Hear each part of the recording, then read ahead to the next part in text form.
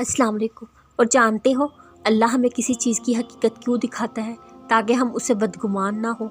इसलिए जब वो हमें किसी चीज़ को हमसे या हमें किसी चीज़ से दूर करता है, उसकी हकीकत ज़रूर दिखाता है कि देखो ये वजह थी जो मैंने तुम्हें वो चीज़ नहीं दी।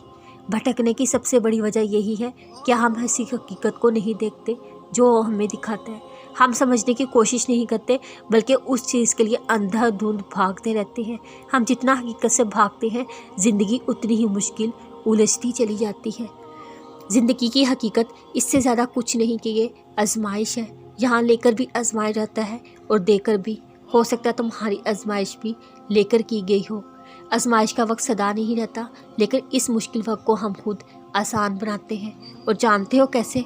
हकीकत पसंद होकर। जब हम हर उस चीज़ की हकीकत तस्लीम कर लेते हैं जो अल्लाह हमें बार बार दिखाता है, जब हम खुद से झूठ बोलना छोड़ देते हैं, जब हम आगे बढ़ते हैं, खुद के लिए जीना शुरू करते हैं। याद रखो, इंसान दूसरों से झूठ बोल सकता है लेकिन खुद से नहीं। अल्लाह की आजमाइश बहुत निराली है। कमज़ोर इंसान को मजबूत बनाकर खुद से जोड़ देती है। फिर मत डरो उन चीज़ों की हकीकत से जो तुम्हें तकलीफ़ देती हैं, बल्कि हर वो चीज़ तुमसे खो गई और वो चीज़ जो तुम्हारे पास है सब अल्लाह के सुपुर्द कर दो और बेखबर हो जाओ। उन चीज़ों के एक फ्रेम में मत रहो जिनकी हकीकत भी नहीं देख सकते, बल्कि हिम्मत करो, आगे बढ़ो, अल्लाह की हिकमतों को समझने की कोशिश करो। हकीकत से मत भागो, क्योंकि जब तक तुम उससे भागोगे तकलीफ़ में रहोगे।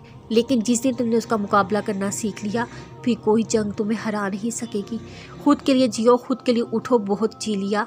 ऐसे लोगों के लिए जिन्होंने जाते वक्त तुम्हारा एक बार नहीं सोचा, अब तुम्हें भी नहीं सोचना। जिन्होंने तुम्हारी परवाह नहीं की, अब तुम्हें भी नहीं करनी।